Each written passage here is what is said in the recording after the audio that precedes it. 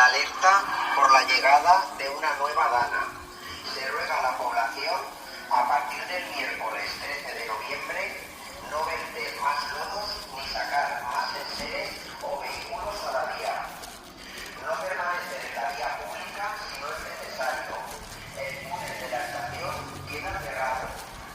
Quedan instalados diques de contención en las inmediaciones del barranco. Siguen las actuaciones